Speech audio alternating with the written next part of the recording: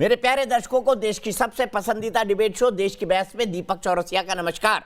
कन्याकुमारी से क्षीर भवानी तक, कोटेश्वर से कामाख्या तक, लक्षद्वीप से लेह तक जो सबसे बड़ा मुद्दा होता है उसमें हम आपकी राय जानकर चुनते हैं देश की बहस का विषय। बहस की दशा और दिशा भी आपके माध्यम से ही तय होती है, क्योंकि शो में आप और हमारे एक्सपर्ट पैनल मिलकर मंच को साझा करते हैं और देश में हो रही सबसे बड़ी हलचल पर बेबाकी से अपनी बात रखते हैं। तो आइए शुरू करें देश की बहस माननीय जनता और मेहमानों के साथ। आज आपने देश की बहस का जो मुद्दा तय किया है वो है बंगाल की लड़ाई गोत्र तक क्यों आई। इसे 65% लोगों ने वोट देकर देश की बहस का मुद्दा बनाना चाहा है। कल ममता बनर्जी ने कहा उनका गोत्र शांडिल्य है, वो ब्राह्मण है।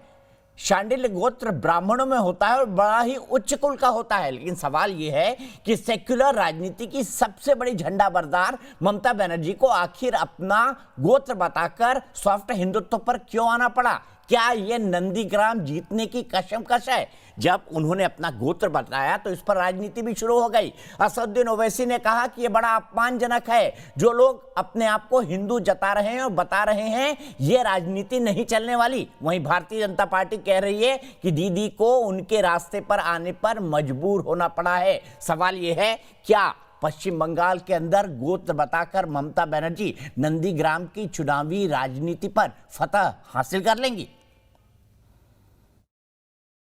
ओम सर्वमंगल मंगल्ये शिवे सर्वार्थ साधिके शरण्ये त्र्यंबके गौरी नारायणी नमस्तुते। আমার তো একটা পার্সোনাল গোত্র আছে, সেটা সান্ডিল্য, কিন্তু আমি মনে করি আমার গোত্র মামাটি মানুষ গোত্র। ये हैं ममता बनर्जी। अब बंगाल की चुनावी चाल में बाजी मारने के लिए गोत्र का सही गणित बैठाने का नया प्रयास कर रही हैं। ममता दीदी अब खुद का शांडिल्य गोत्र बता ब्राह्मण होने का दावा कर रही हैं। আমি ত্রিপুরেশ্বরী মন্দিরে পুজো দিতে গিয়েছিলাম। সেদিন আমার সাথে যারা ছিলেন তারা জানেন, আমাকে জিজ্ঞেস করেছিলেন পুরোহিত মহাশয়, মা তোমার গোত্রটা কি? আমি বলে ফেলেছিলাম মামাটি মানুষ গোত্র। আজকেও তিনি যখন আমায় জিজ্ঞেস করলেন, আমি বললাম দেখুন আমার তো একটা পার্সোনাল গোত্র আছে, সেটা সান্ডিল্য, কিন্তু আমি মনে করি আমার গোত্র মামাটি মানুষ গোত্র। ममता बनर्जी कभी मंच से चंडी पाठ पढ़ती हैं तो कभी मंदिर की चौखट पर जा पहुंचती हैं। लेकिन AIMIM प्रमुख असदुद्दीन ओवैसी को ये अपमानजनक लगता है।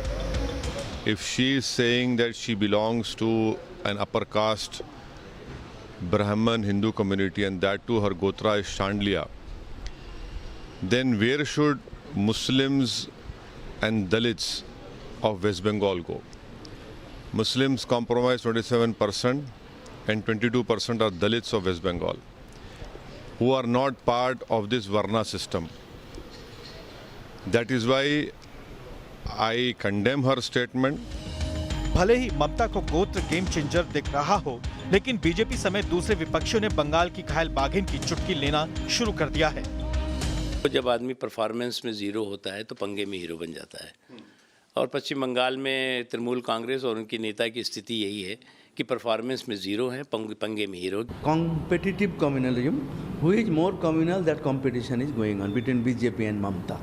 Somebody is running after Muslims, somebody running Hindus and accusing each other, so creating an poisonous atmosphere in West Bengal.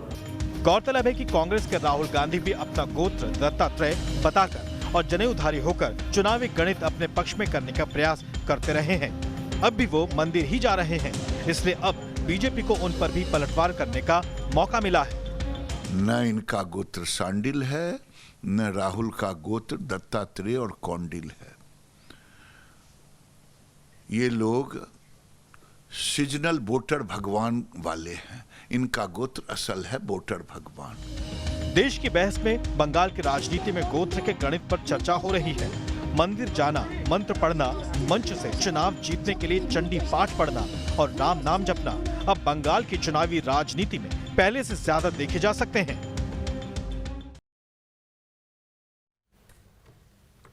तो देश की बहस में हमारा आज का सवाल है, क्या सॉफ्ट हिंदुत्व पर आना सेक्युलर दलों की मजबूरी हो गया है? आप शो के दौरान हाँ या ना पर हाँ या ना में अपनी राय हमारी वेबसाइट पर दे सकते हैं। आप हमारे मोबाइल ऐप पर जा सकते हैं। आप हमारे ट्विटर हैंडल और फेसबुक पेज का भी इस्तेमाल कर सकते हैं। शो के दौरान अगर आपकी कोई राय है या आपका कोई सुझाव है, आप शो में शामिल होना चाहते हैं, एक छोटा सा वीडियो बनाकर हमें 9711002266 पर दे दें।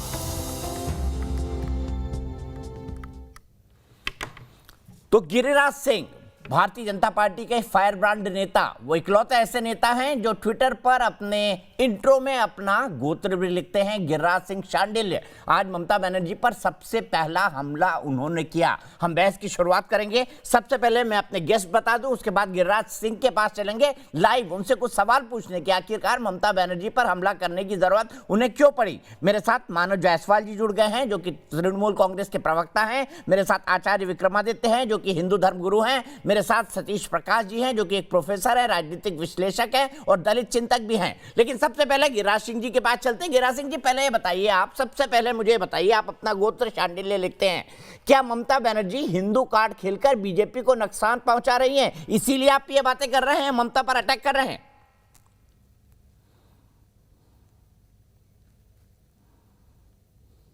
देखिए चौरसिया जी, मुझे खुशी हुआ कि दीदी अपना गोत्र तो सांडिल बता दी, लेकिन एक गाना है, बहुत देर कर दी हजूर आते आते।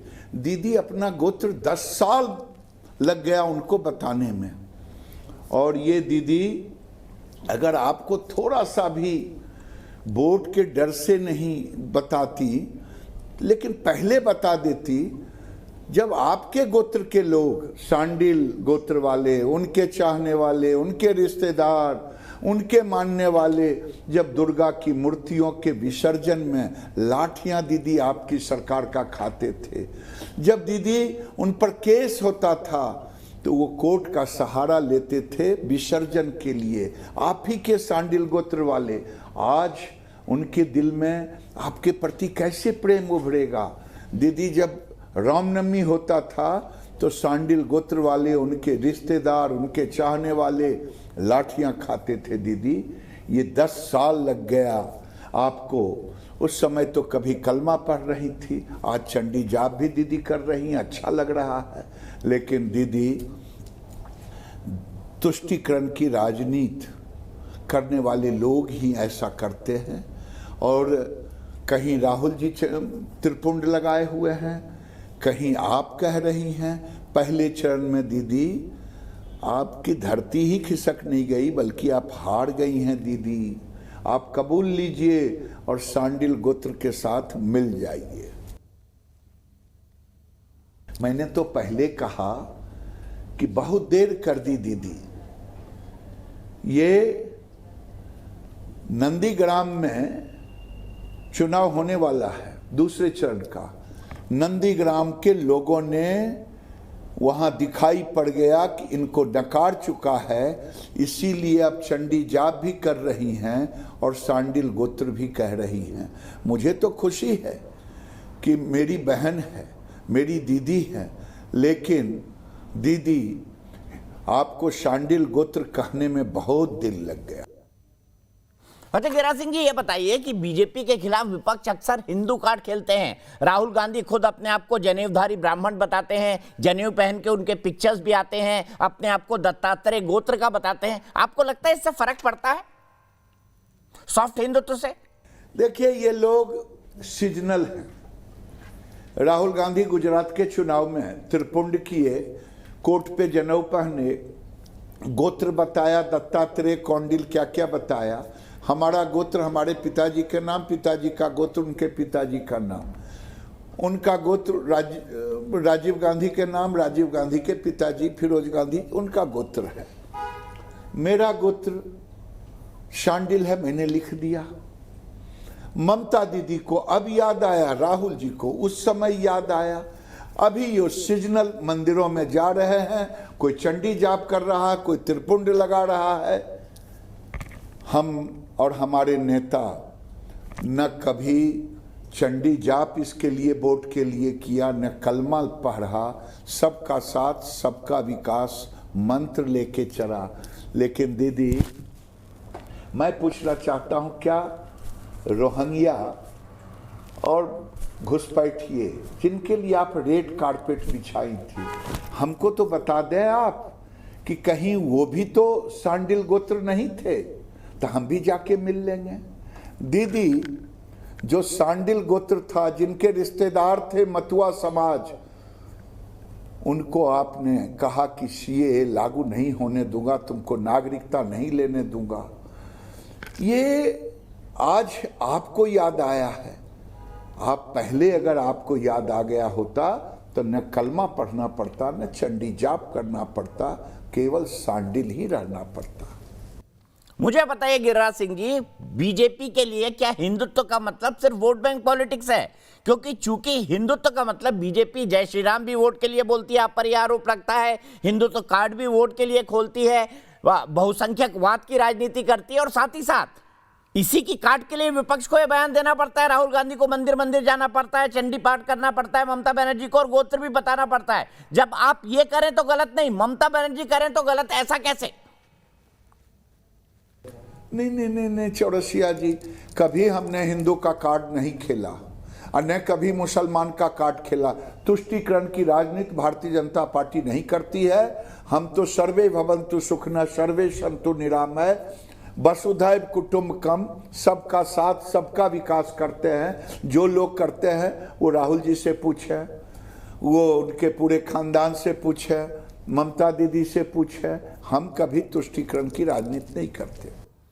बहुत बहुत शुक्रिया गिरिराज सिंह जी। तो सीधे अपनी बहस पर चलते हैं। मेरे साथ मानव जायसवाल जी जुड़े हुए हैं टीएमसी से, मेरे साथ आचार्य विक्रमादित्य हिंदू धर्म गुरु, मेरे साथ डॉक्टर सतीश प्रकाश हैं जो कि प्रोफेसर हैं चौधरी चरण सिंह यूनिवर्सिटी में, दलित चिंतक और पॉलिटिकल एनालिस्ट है। सबसे पहले मानव जायसवाल जी, क्यों बताना पड़ा गोत्र? क्या नंदीग्राम में हार का डर सता रहा है ममता बनर्जी को, और उनको पता है कि भाई 65% से ज्यादा वोटर तो हिंदू है वहां पर, 70% बिल्कुल।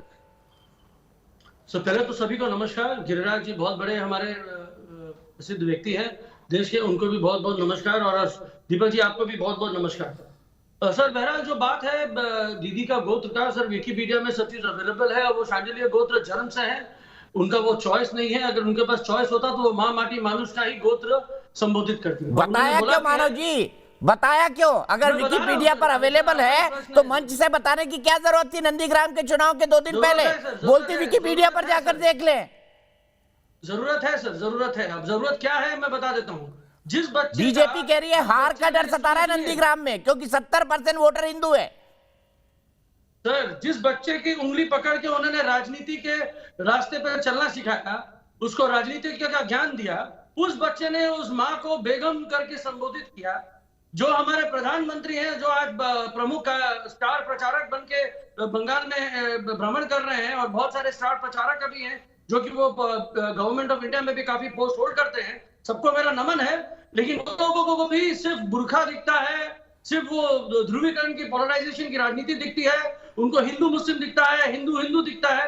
तो दीदी ने एक बात सिद्ध कर दिया कि भाई हम हर धर्म को मानते हैं, मैं ब्राह्मण हूं, मैं शांडिल्य गोत्र की हूं, और आपका जो टेरिटरी है, आपका जो पिच है, भाई हम उस पर भी खेलने के लिए तैयार है, खेला होवे। और वो खेला इसलिए है क्योंकि हम स्पर्धा चाहते थे, हम बराबरी का स्पर्धा चाहते थे। और आपके लिए बराबरी धर्म है, हमारे लिए कर्म है। पहले हम कर्म की राजनीति की बात करें तो आप धर्म में चले जाते थे। जब हमने बोला कि हम धर्म से ये हैं, तो अब आप उल्टी गंगा बहा रहे हैं। तो तकलीफ आपको ये है कि भैया दीदी ने क्यों बोला कि वो हिंदू है और वो शांडिल्य है और ब्राह्मण है। तकलीफ बीजेपी को इसलिए है क्योंकि बीजेपी के पास और कोई कार्ड है नहीं, क्योंकि उनके पास तो ये, और सुनिए, हम वर्किंग हॉलिडे पॉलिटिशियन नहीं है। मतलब आपको बीजेपी की पिच पर खेलने पर मजबूर होना पड़ा मानव जायसवाल, आपको बीजेपी की पिच पर खेलने के लिए मजबूर होना पड़ा।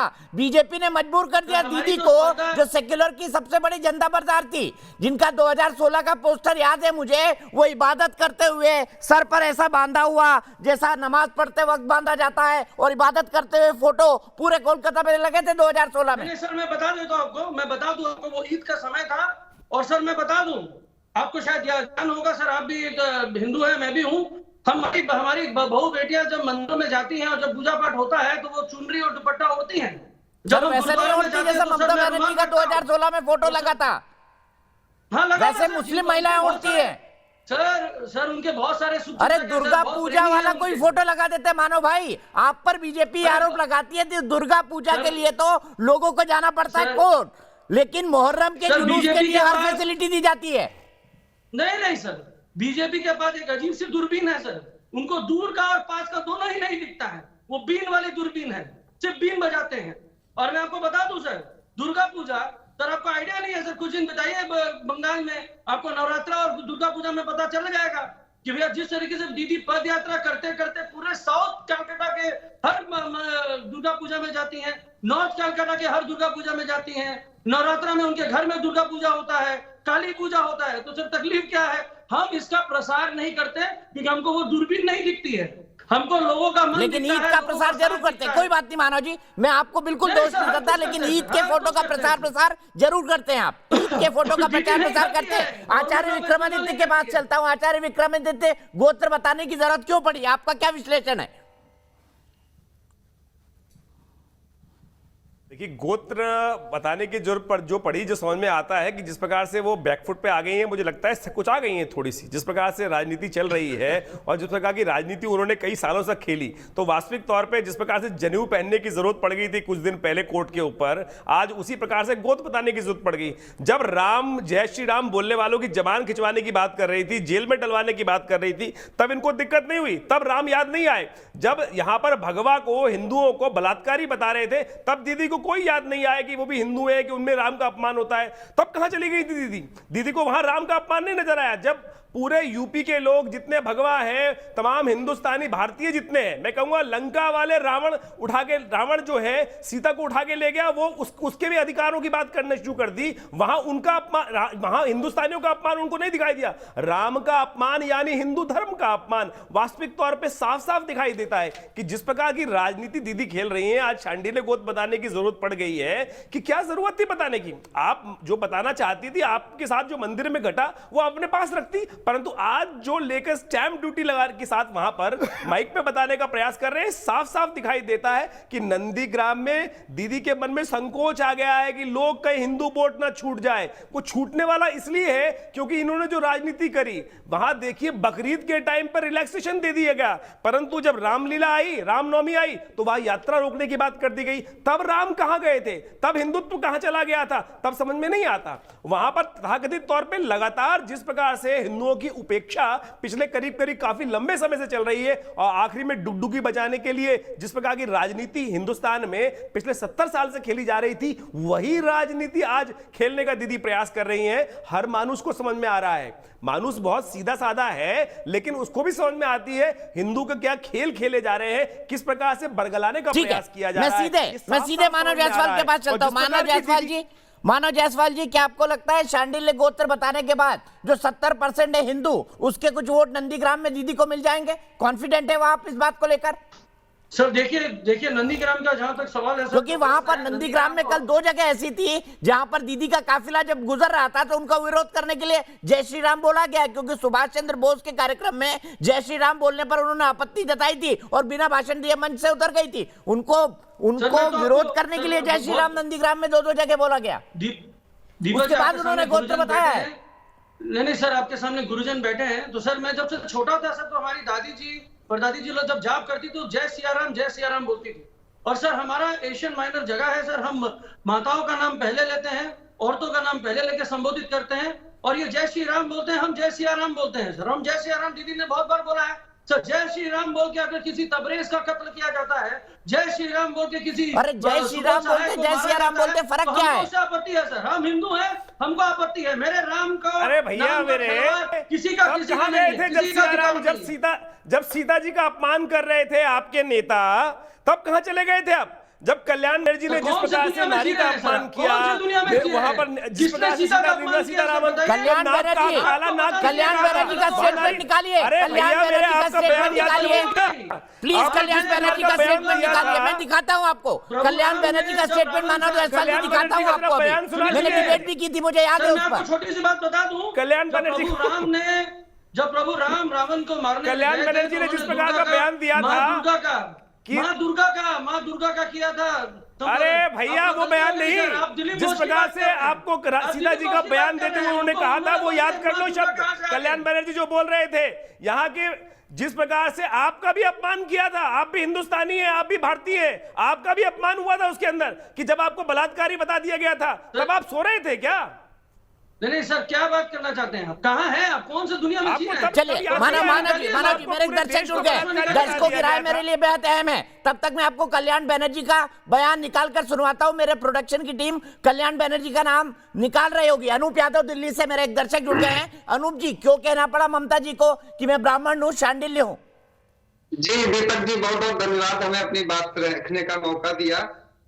जी, बीजेपी के आने से ये तो क्लियर हो गया कि हर राजनेता के अंदर एक डर कायम हो गया कि अब हिंदुत्व से ही राजनीति संभव है, क्योंकि पहले सिर्फ मुस्लिम तुष्टीकरण करते थे, लेकिन आज ममता जी के अंदर कहीं ना कहीं डर कायम हो गया है। अगर उन्होंने काम किया होता तो ये धर्म और जाति समीकरण नहीं बनाती।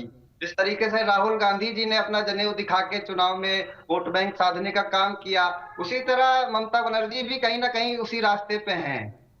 ठीक है, बहुत सही अनूप, आपने अपनी बात बड़े स्पष्टता से रखी और बहुत संक्षेप में रखी, इसीलिए आपको बहुत बहुत साधुवाद। सीधे चलता हूं मैं सतीश प्रकाश जी के पास। डॉक्टर सतीश प्रकाश जी, मुझे बताइए, असदुद्दीन ओवैसी कह रहे हैं कि ऐसे में जब उन्होंने बता दिया कि वो तो ब्राह्मण कुल की है, शांडिल्य हैं, तो मुसलमान कहां जाएगा और दलित कहां जाएगा जो इस वर्ण व्यवस्था से बाहर है? क्या आप शेयर करते हैं असदुद्दीन ओवैसी की वो बात?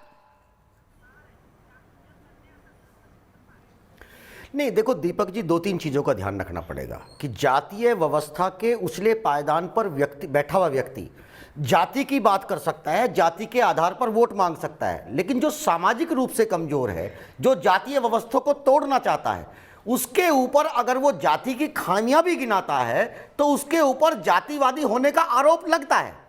भारत के मूल में जाति है, यहां धर्म परिवर्तन कर सकते हैं, यहां जाति परिवर्तन नहीं हो सकता। अगर आप एक धर्म को छोड़ करके दूसरे धर्म में जाएंगे तो जाति आपके साथ चली जाएगी।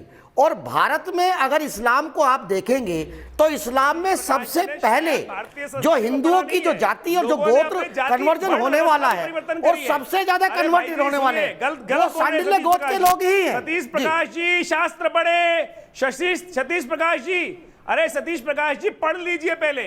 विश्वामित्र क्षत्रिय गोत्र में उत्पन्न हुए। नहीं, देखिए, अगर आप बोलेंगे तो मैं नहीं बोलूंगा। जाति जब आप बोल रहे थे अगर तो मैं नहीं बोला। नहीं आता है तो आप अरे भाई सुनिए ना, आप समझे नहीं, आप सुनिए ना, आपने अपने इतिहास आप अगर सुनिए, अरे भाई बाबा जी, जब आप बोल रहे थे तो मैं नहीं बोला था ना। अच्छे कर्म। अच्छा विक्रमादित्य जी, आचार्य जी, बोलने दीजिए सतीश प्रकाश जी को। सतीश प्रकाश जी, आपको भी लगता है कि ममता बनर्जी को हार का डर सता रहा है, इसीलिए उनको सॉफ्ट हिंदुत्व का कार्ड खेलना पड़ा? डॉक्टर सतीश प्रकाश जी, सीधा जवाब, हम इंटेलेक्चुअल डिस्कशन में नहीं जाते हैं, आपका क्या मानना है? इस बीच अपराजिता सारंगी जी मेरे साथ जुड़ गई हैं। दीपक जी, ये देखिए, अगर आप पश्चिम बंगाल की पॉलिटिक्स को देखेंगे, चाहे वह कांग्रेस का राज हो, चाहे वह कम्युनिस्टों का राज हो या ममता बनर्जी का राज हो, आप ये देखेंगे कि आपको वहां कम्युनिस्ट भी नजर आएगा, लेकिन वहां कहीं ना कहीं ब्राह्मण मुख्यमंत्री ही रहेगा। ये ये बंगाल का एक बना बनाया व्यवस्था है और मुझे लगता है कि ममता बनर्जी का ये बीजेपी के ऊपर मास्टर स्ट्रोक है, जो उसका खोया हुआ जनाधार था। आप मुझे बताइए, क्या गुजरात के तेली ये बताएंगे कि कौन ब्राह्मण होगा या कौन हिंदू होगा? ये व्यवस्था ठीक नहीं है ना। आप दूसरी बात, एक बात बताइए, अभी बाबा जी जो बात बोल रहे थे, आप मुझे एक बात बताइए, जब उनके ऊपर रोज ही हमले हो रहे थे, उनके ऊपर उनको जबरदस्ती, अभी सुनिए, अरे भाई सुनिए, ममता बनर्जी ब्राह्मण है ना, आप सर्टिफिकेट देंगे क्या? मैं सर्टिफिकेट दूंगा। अगर वो शांडिल्य ब्राह्मण है तो ये सर्टिफिकेट है ना उनके पास। गजब की बात है सतीश प्रकाश जी, आप जाति व्यवस्था के विरुद्ध है, वर्ण व्यवस्था के विरुद्ध है, लेकिन ममता बनर्जी की इस बात को मास्टर स्ट्रोक बता रहे बीजेपी के खिलाफ। यहाँ पर आपकी राजनीति भी दिखाई दे रही है। मैं सीधे अपराजिता जी के पास चलता हूँ। अपराजिता जी, क्या ममता बनर्जी आपके ट्रैप में फंस गई? मेरा नमस्कार। मैंने आप सबको सुना। मुझे यह कहने में कोई संकोच नहीं है कि बंगाल के राजनीतिक रंगमंच पर अगर सबसे ज्यादा रंग बदलने वाला कोई किरदार है तो वह ममता दीदी का किरदार है। चुनाव जीतने और वोट पाने के लिए जितने भी हथकंडे अपनाए जाने चाहिए वो कोशिश कर रही है सारे हथकंडों को अपनाने की। पहले आपको याद होगा कि जब आदरणीय प्रधानमंत्री जी कलकत्ता गए थे, जो सबसे बड़े संवैधानिक पद के ऊपर बैठे हैं, सभा में पिछले लोकसभा हमारे आदरणीय प्रधानमंत्री जी का एक तरह से अपमान किया। अगर अपनी जात का ढिंढोरा पीटते हैं, अगर आज ममता बनर्जी ने अपना गोत याद दिला दिया तो इसमें कठिनाई नहीं होनी चाहिए। सर, आप जातीय और वर्ण व्यवस्था के खिलाफ है और ममता बनर्जी के गोत्र को याद दिलाने को आप अच्छा कदम बता रहे हैं। मुझे आश्चर्य लग रहा है सतीश प्रकाश जी, बीजेपी के विरोध के लिए आप किस हद तक जा सकते हैं? अपराजिता जी अपनी बात करिए, कहने दीजिए। अपराजिता जी, आपका वीडियो चला गया था, आप कंक्लूड करिए अपनी बात। देश के प्रधानमंत्री ने शांडिल्य ब्राह्मण कुलीन ब्राह्मण होते हैं, उत्तर प्रदेश के कन्नौज शहर से ये आते हैं। बनर्जी कर रही है, ममता बनर्जी जी कुलीन ब्राह्मण है, शांडिल्य गोत्र वाली है और इन्हें 10 साल लगे इस बात को कहने में, आखिरकार कह दिया। और अब मैं आपको बता दूं कि इन्हें कुछ भी हक नहीं है भारतीय जनता पार्टी के लोगों को या फिर अन्य लोगों को ये कहने का कि सब बाहरी हैं और ये घर की हैं। ये कहना तो वो छोड़ दे। और देखिए, अभी हिंदुत्व कार्ड खेल रही हैं, हर जगह जाकर कभी सरस्वती पाठ कर रही हैं, कभी चंडी पाठ कर रही हैं, हर एक मंदिर में जाकर मत्थे टेक रही हैं। तो करेंगी क्या? जानती हैं सामने क्या लिखा हुआ है, सामने उनकी हार लिखी हुई है और देश में व्यवस्था परिवर्तन नहीं हुआ। जानती है कि जिस तरह भारतीय जनता पार्टी अपना होमवर्क करके, अथक परिश्रम करके और योजनाबद्ध तरीके से लोगों के बीच में जा रही है, हमारे नेतागण लोगों के साथ घुल मिल रहे हैं और जिस तरह का रेस्पॉन्स, जिस तरह की प्रतिक्रिया हमें मिल रही है और जिस तरह का वोटिंग परसेंटेज है, मुझे लगता है ममता बनर्जी जी जानती हैं आगे क्या होने वाला है। तो आप 2 मैं सीधे मानव जायसवाल जी के पास चलता हूँ। मानव जायसवाल जी, कुछ ही मिनटों में मैं आपको कल्याण बनर्जी के वो स्टेटमेंट को सुनाने वाला हूं जहां पर उन्होंने मां सीता का अपमान किया था। तब तो वो अपने आप को सेक्युलर दिखाना चाहते थे, लेकिन ममता बनर्जी अब सॉफ्ट हिंदुत्व का कार्ड क्यों खेल रही है नंदीग्राम के अंदर? क्या उनको लग रहा है, अब रिग्रेट कर रही है टीएमसी की ममता बनर्जी नंदीग्राम से चुनाव लड़ रही है? मुझे ऐसा लग रहा है, क्योंकि ममता जी, वरना जितना मैं उनको व्यक्तिगत तौर पे जानता हूं, शायद आप मुझसे बेहतर उनको ना जानते हो, मैं उनको 1993 से बहुत व्यक्तिगत तौर पे जानता हूं, वरना ममता बनर्जी जी अपना गोत्र कभी ना बताती। सर, मैं आपको पहले से बता दूं, सर, आप शायद दीदी को बहुत पहले से जानते हैं, मैं जानता हूं कि आप बहुत सीनियर जर्नलिस्ट हैं। जहां तक बात है सर, हमने अपने कर्म का जितना भी निर्वाह करना था हमने किया है। हमने द्वारे जाके हर वो कार्य का जो हमने निर्वाह किया है पिछले 10 सालों में हमने बताया है। दूसरी बात है सर, हमें ऑलरेडी एक उन्नयन में वाहित हो चुके थे, उन्नयन की गति में हमारी अच्छी चल रही थी।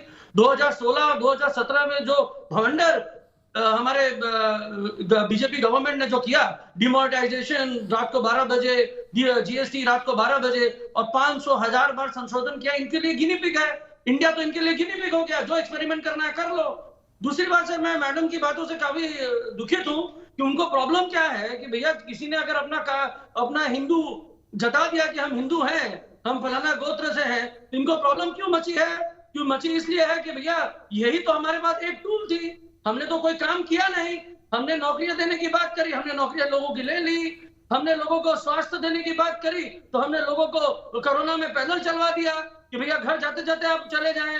ये सब तो काम हुआ है सर। आप एक्सपेरिमेंट की बात कर रहे हैं सर, हम बताते हैं सर हमने क्या किया है। हमने हर वो कार्य का निर्वाह किया है और इनके जिन्होंने उंगली पकड़ के राजनीति सीखी वो आज के बोलते हैं कि भैया आप। लेकिन मानव जायसवाल जी, मैं आपसे एग्री करता हूँ, अगर आपने 10 साल इतना ही काम किया होता तो आपको गोत्र बताने की जरूरत ना पड़ती, लोग घर आके आपको वोट करते।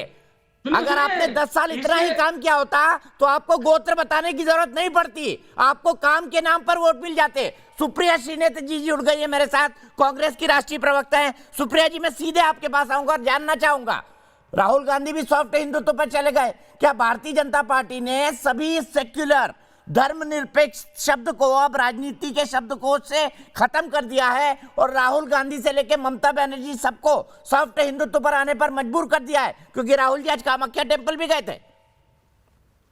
ये हिंदू नहीं सर, जैसे मोदी जी जाते हैं केदारनाथ, ये बताइए। ये हिंदू धर्म जो है वो सर्वधर्म संभाव चलाता है। ये हिंदू धर्म जो है हमसे कहता है, मैं बोल रही हूँ रुक जाइए, ये हिंदू धर्म हमें सिखाता है कि आप जब कोई भी अनुष्ठान होता है, जब तक शांति यज्ञ नहीं होता है, वनस्पति शांति, पृथ्वी शांति, ग्रह शांति, हम एनिमेट और इनएनिमेट, जीवित और अजीवित हर चीज की शांति की प्रार्थना करते हैं। क्या मंदिर जाना सिर्फ बीजेपी के ढोंगी हिंदुओं का है? मुझे इस बात का जवाब दीजिए।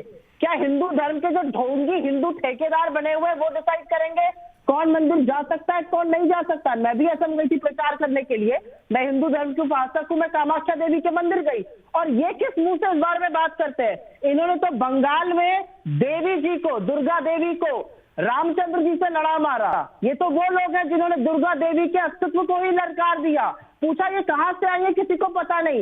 ये तो वो लोग हैं जो लड़कियां, जो शक्ति स्वरूप होती है देवी का, उनका तिरस्कार करते हैं। जब उनका रेप होता है तो उनको कौन संरक्षण देता है? भाजपा वाले, भाजपा के एमएलए उसमें लिप्त होते हैं। योगी आदित्यनाथ जी, आज मैं लखनऊ में हूँ, ललकार के उनसे पूछती हूँ, आप जाके बाकी प्रदेशों में महिलाएं की बात करते हैं? आपके प्रदेश में महिलाओं के साथ खुला बलात्कार होता है, एक औरत का रेप हो जाता है अपने पति के सामने और आपके मुंह पर चुप्पी बंदी रहती है। हाथरस के मामले में आप लड़की का चरित्र हनन करते हैं, आप देवी के स्वरूप को इतना बर्बाद कर देते हैं, और आप आए हैं हमें देवी की उपासना सिखाने वाले। आप वो लोग हैं जो रामचंद्र जी और देवी दुर्गा को लड़ाते हैं। आप किस तरह के ढोंगी हिंदू हैं हमें पता है। हमें आपसे हिंदुत्व पे सर्टिफिकेट नहीं चाहिए। हिंदुत्व वो धर्म है जो शांति सिखाता है। ये सब अशांति और विभाजन की बात करते हैं, ये वो ढोंगी हिंदू हैं। इनसे हिंदुओं का सर्टिफिकेट नहीं चाहिए किसी को। ठीक है सुप्रिया जी, मैं आऊंगा, ये भी पूछूंगा कि फिर राम को काल्पनिक बताने की एक एफिडेविट में सुप्रीम कोर्ट के अंदर कांग्रेस यूपीए सरकार को क्या जरूरत थी? लेकिन आपके ढोंगी हिंदुत्व वाले सवाल को सबसे पहले मैं अपराजिता जी के पास ले जाना चाहूंगा। अपराजिता जी, भारतीय जनता पार्टी के तमाम नेता ढोंगी हिंदू है, यह आरोप है कांग्रेस का। प्रवक्ता के वक्तव्यों को सुन रही थी, मुझे लगता है इन हास्यास्पद बातचीत पर मैं क्या कहूं। देखिए, ऐसा है कि कांग्रेस हो या टीएमसी हो या लेफ्ट हो, खिसियानी बिल्ली खंभा नोचे, जानते हैं 2 मई को क्या होने वाला है। परिणाम इनके सामने है। भारतीय जनता पार्टी के पास रणनीति है, योजनाबद्ध तरीके से लोगों के साथ मिलकर काम कर रहे हैं और हमारी जीत निश्चित है। और इस स्थिति में कांग्रेस क्या कहेगी? कुछ तो कहना है। कहते हैं ना, कुछ तो लोग कहेंगे, लोगों का काम है कहना। तो अब कांग्रेस की तो ये स्थिति है, राजनीतिक जमीन खो चुके हैं। और देखिए, मैं आपको बता दूं, ये गोत्र फिल्म के डायरेक्टर हैं प्रशांत किशोर जी। राहुल साहब की तो इन्होंने उत्तर प्रदेश में खटिया खड़ी कर दी है, और अब यहाँ वेस्ट बंगाल में ये हमारी ममता बनर्जी जी की भी खटिया खड़ी करने वाले हैं। तो मुझे लगता है कि अभी राहुल गांधी हो या फिर हमारी ममता दीदी हो, ये लोग जा जाकर हर एक मंदिर में मत्था टेक रहे हैं। और इसलिए कि हिंदुओं का वोट आकर्षित करना, मैं आपको बता दूं कि भारतीय जनता पार्टी किसी भी स्थिति में तुष्टीकरण की राजनीति नहीं करती है। We do not practise the policy of appeasement. हमारे लिए सबका साथ, सबका विकास और सबका विश्वास हमारा मंत्र है और अब उसमें विश्वास करते हैं। हम सबके लिए काम करते हैं और जितने भी सरकारी कार्यक्रम आप देख लीजिए, सरकारी कार्यक्रम उज्ज्वला गैस का हो या फिर प्रधानमंत्री आवास योजना हो या फिर कोई भी इंश्योरेंस स्कीम हो, जो भी स्कीम हो, ये सबके लिए है। दल मत निर्विशेष, ठीक है, ठीक है, हमारे सारे स्कीम सबके लिए है। हम ठीक है। सुप्रिया जी, मैं आपसे एक सवाल पूछना चाहता हूँ। आज सुबह से भारतीय जनता पार्टी के तमाम नेता, जिसमें गिरिराज सिंह जी सबसे आगे थे, बार बार ये बात कह रहे थे कि राहुल जी ने गुजरात चुनाव के वक्त अपना गोत्र दत्तात्रेय बताया, जो कौल ब्राह्मणों का होता है, जबकि उनका गोत्र तो उनको पिताजी फिरोज गांधी से शुरू होना चाहिए। तो वो दत्तात्रेय कौल गोत्र के कैसे हो सकते हैं? ये उनकी गलत बयानी है। क्या कहेंगी आप उनके इन राजनीतिक आरोपों पर? मैं गिरिराज सिंह जी को एक परिपक्व राजनीतिक और एक मैच्योर पॉलिटिशियन मानती नहीं हूं। उनकी बेहूदी बातों का मैं जवाब नहीं दूंगी, लेकिन पलट कर ये सवाल जरूर पूछूंगी कि एक पारसी से शादी करने के बाद स्मृति ईरानी जी इतनी हिंदुत्व बनी क्यों फिरती है? अरे हिंदू धर्म अगर हमारा अपना धर्म है और हम उसमें अगर कुछ भी करना चाहें तो किसी की बपौती थोड़ी है। और गिरिराज सिंह जी जैसे लोग अपना मुंह बंद रखे जो दंगा फैलाने में अपनी भूमिका निभाते हैं। भाजपा की राजनीति जो है वो सिर्फ चुनाव तक सीमित है, या आरएसएस वाले भी बोलते हैं। इनका धर्म चुनाव जीतना होता है, इनका किसी का साथ किसी का विकास नहीं है। अगर इतने ही हिंदुओं के हितैषी थे तो मैं एक सवाल पूछना चाहती हूँ, कितने हिंदुओं को उन्होंने नौकरी दे दी? हिंदुओं को लाकर कटघरे में खड़ा कर दिया है। आज बेरोजगारी हमारे देश में चरम सीमा पर है, अर्थव्यवस्था खत्म हो गई है। मैं आपके बीच में नहीं बोली थी madam, please maintain the decorum. मैं आपके बीच में नहीं बोली थी, बोलिए। हाँ, मैं आपके बीच में नहीं बोली थी। अब आप मेरी बात सुनिए, मैंने आपका प्रवचन सुना था। मैं सिर्फ ये पूछना चाहती हूँ कि इन्होंने किसका विकास किया है? आज देश में बेरोजगारी बढ़ी हुई है, आज देश में अर्थव्यवस्था चौपट है। 7 साल में इन्होंने पेट्रोल का दाम 100 से पार करा दिया है। गैस के सिलेंडर जो है वो 850 900 में मिल रहे हैं। इन्होंने कंट्रोल प्राइस को मार्केट प्राइस एक कर दिया है, सब्सिडी खत्म कर दी गैस के सिलेंडर पे। मैडम आपको पता है ना कि 14 करोड़ उज्ज्वला सिलेंडर रिफिल ही नहीं हो रहे इस देश में, और आप डींगे हाँक रहे हैं आप लोग यहाँ पर बैठकर।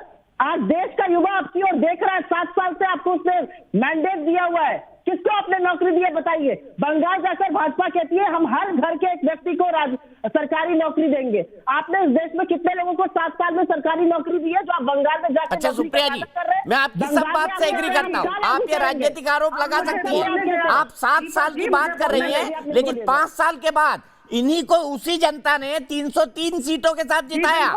इसका क्या तर्क है आपके पास? अगर ये इतने गलत थे, अगर ये इतने खराब थे, अगर इन्होंने बेरोजगारी फैलाई, अगर इन्होंने बर्बादी किया, अगर इन्होंने विभाजनकारी राजनीति की, तो 303 सीटों के साथ, क्योंकि आप लगातार 7 साल की बात कर रही हैं, 303 सीटों के साथ बीजेपी आ कैसे गई? क्या है इनके पास ऐसा जादू जो 303 सीटों के साथ आ गई? जादू नहीं है इनके पास। 2 चीज है, इनके पास जबरदस्त पैसा है और एजेंसी से बढ़िया काम करते हैं। भाई मैं बोल रही हूँ ना, क्या हो गया राजनीता जी? आपके पास 1 मिनट में आ रहा हूँ, आपका प्रवचन। अब मुझे राजनीता जी 1 मिनट में आ रहा हूँ आपके पास। प्रवक्ता जी मुझे बोलने दे, रुक जाइए। अब नहीं, अभी आपकी बारी नहीं, अभी रुकिए। आप इतना परेशान ना होइए, बौखलाया ना करिए, सुनने की भी आदत। मुझे बोलने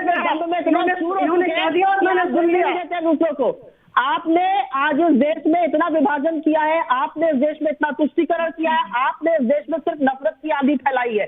सच तो यह है कि आज इस लोकतांत्रिक देश में लोकतंत्र का दमन करने वाले आप लोग हैं।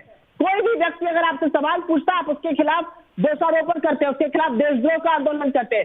300 किसानों की मौत पर आप अपना मुंह बंद रखते हैं। ठीक है, अपराजिता जी जवाब देंगी। उसकी कवर नहीं होता। ठीक है सुप्रिया जी, आपको 2 बार मौका दिया मैंने। अपराजिता जी जवाब दीजिए। जरूर कहूंगी। सुप्रिया जी को सुन लिया, अब मुझे आप कहने दें।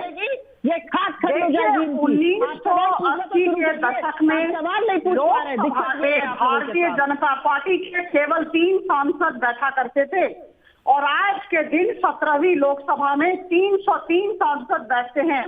आप किसी भी चुनाव का, अभी जो 3-4 साल के अंदर हुआ है, किसी भी चुनाव का परिणाम देख लें। ऐसा है कि लोकतंत्र में लोग सर्टिफिकेट देते हैं। सुप्रिया जी सर्टिफिकेट देंगी तो लोग ग्रहण नहीं करेंगे। कैसे देखिए,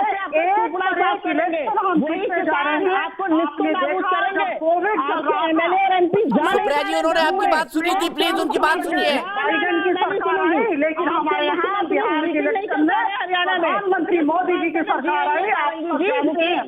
और जितने भी म्यूनिसिपल इलेक्शन हुए, जितने भी अर्बन लोकल बॉडी के इलेक्शन हुए, जहाँ इलेक्शन हुए हम जीत रहे हैं। जनता हमारी विकास की राजनीति, प्रगतिशील राजनीति पर जनता ठप्पे लगाई जा रही है। और इस बार भी 5 राज्य में, 4 राज्य और एक यूनियन टेरिटरी में हम विजयी होने वाले हैं। सुप्रिया जी बोलने दीजिए उनको, प्लीज बोलने दीजिए। मैं दोनों को रोकूंगा, दोनों ने अपनी अपनी बात कंप्लीट की। मैं सीधे अपने एक दर्शक रवि गुप्ता के पास चलता हूँ, नोएडा। रवि क्या कहेंगे, क्यों जरूरत पड़ी ममता बनर्जी को गोत्र बताने की?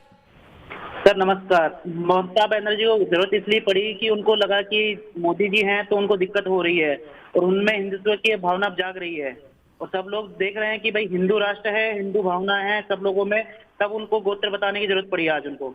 आज पहले तो उन्होंने कभी गोत्र का नाम नहीं लिया, आज पहले तो उन्होंने जो उच्च श्रेणी वाली जातियां थी उनके बारे में कभी नहीं सोचा, आज उनको कैसे गोत्र याद आ गया? ठीक है, सीधे चलता हूं मैं मानव जायसवाल जी के पास। मानव जायसवाल जी, याद है आपको कल्याण बनर्जी ने कैसे माता सीता का अपमान किया था, या भूल गए आप? सर मैं आपको जो बोलना चाहता हूं, आज जो शांडिल्य गोत्र की बात जो कर रहे हैं, ये भूल जा रहे हैं कि दीदी ने जिस तरीके से काली घाट का उन्नयन किया, उस तरीके से वहां पे सुख सुविधाएं पहुंचाई, दक्षिणेश्वर काली का किया। और सर हम बताना चाहते हैं कि हमने कार्य का निर्वाह किया है। आप धर्म की राजनीति कर रहे हैं, आप देखिए धर्म के लिए बात सर वो कर रहे हैं। इमामों और को सर, स्टाइफन अनुदान सबसे देखिए। पहले हिंदू सर, पुरोहितों को बीजेपी छोड़कर का देना अनुदान उन्होंने ही शुरू देखिए। किया था ना। इमामों को कितना पैसा सर, देते थे महीने में आप, सर, ये वो भी बता आपको दीजिए। वोट देती है। और सर मैं आपको बता दूं सर, अब आपको एक बात बता दूं सर, आपको शायद जानकारी नहीं है, इस कोरोना काल में बहुत सारी मंदिरों में दान दक्षिणा नहीं पहुंच रही थी और हमारे पंडितगण को बहुत तकलीफ हो रही थी जो दान दक्षिणा में जीवित रहते हैं। दीदी ने उनके खाते खुलवाए, उस समय ममत्व का परिचय दिया है उन्होंने। और सर ये जो चलिए अच्छा है, ये 10 साल दे देती वो, मुझे बड़ा अच्छा लगता है अगर ये 10 साल वो दे देती। बहुत अच्छा लगता है कि दुर्गा माता के विसर्जन के लिए लोगों को कोर्ट नहीं जाना पड़ता, तो मुझे बहुत अच्छा लगता। लेकिन कल्याण बैनर्जी ने कैसे माता सीता का अपमान किया था मानव जायसवाल जी, पहले वो सुनिए, उस पर जवाब दीजिएगा, फिर हिंदुत्व पर आइएगा। सुनिए कल्याण बैनर्जी ने क्या कहा था। রামের কাছে যে বলছে, বলো ভাগ্যিস রাবণ আমাকে হরণ করে নিয়ে গেছিল, আর যদি তোমার চেলাগুলো যারা এই জয় বলে, যদি তোমার চেলাগুলো যদি আমাকে হরণ করে নিয়ে যেত, তাহলে আমার উত্তরপ্রদেশে হাতরাসের ধর্ষিতা মেয়েটার মতো অবস্থা হতো। समझ आया मानव जायसवाल जी? नहीं आया? सोचिए मैं सर, एक बार फिर से ट्रांसलेट करके सर, सबको बता सोचिए। देता हूँ। मैं थैंक यू सोचिए बोलती सर। हूँ भगवान, वो भगवान श्री राम को बोल रही, मैं थैंक यू बोलती हूँ रावण को कि उन्होंने मेरा हरण किया था, वरना मेरा हाथ हाथरस जैसे, अगर आपके चेले में मुझे ले लेते तो शायद मेरा हाल हाथरस की बेटी जैसा होता। ये क्या बयान है देने के लिए? मुझे बताइए मानव जायसवाल जी, क्या माता सीता को इस तरह से कंपेयर किया जाएगा किसी एक पॉलिटिकल इंसिडेंट से या किसी एक इंसिडेंट से, जो चाहे फॉर्चुनेट हो या अनफॉर्चुनेट? जवाब दीजिए इस बात का। सर मैं आपको बताना चाहता हूं सर, माता सीता का नाम हमने शुरू किया जय सिया राम बोल के, सीता माता सीता को याद हम करते हैं। और सर मैं बताना चाहता हूं, आज माता सीता अगर जीवित होती और अगर उनको अयोध्या जाने को होता तो उन्होंने सारे कुछ को त्याग कर दिया होता, क्योंकि उस पृथ्वी पे, उस जमीन पे, उस भूमि पे कभी वो कदम नहीं रखती जहां एक बेटी का संहार होता है, जहां एक माँ को उसकी बेटी के शव नहीं दिए जाते।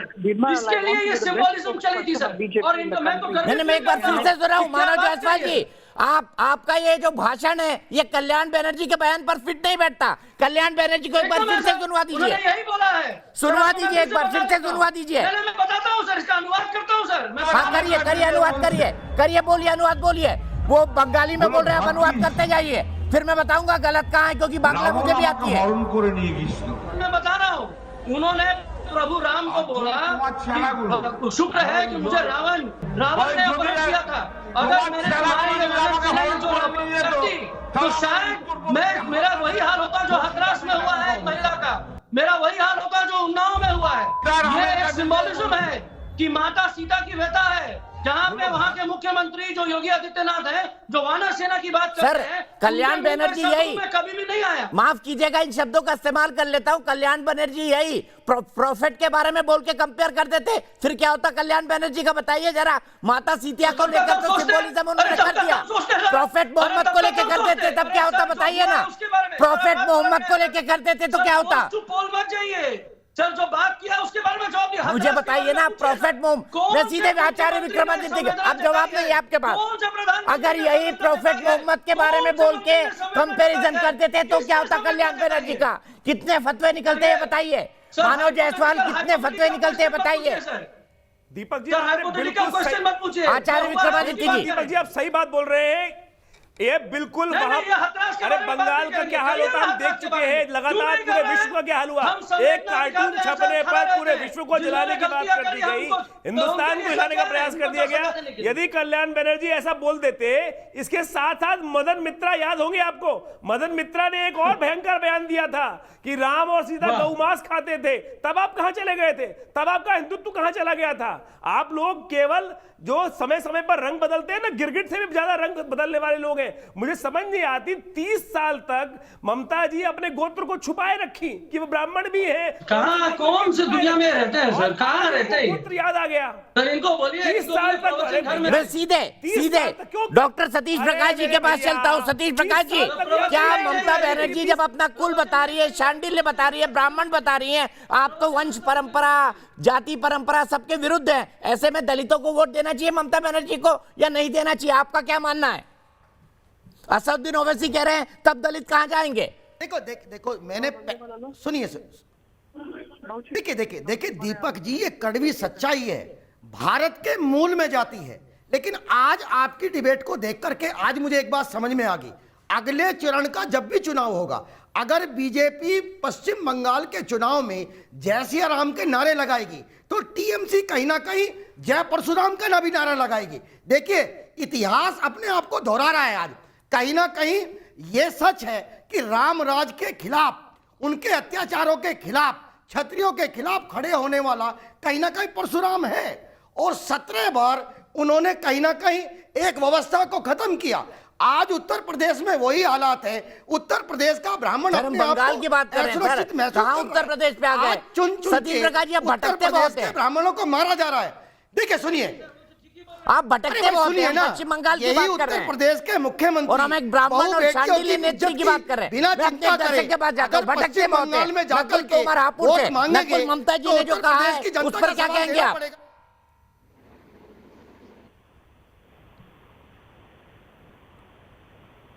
नकुल ममता जी ने अपना गोत्र बताया है, क्या कहेंगे? क्यों बताने की जरूरत पड़ी उनको?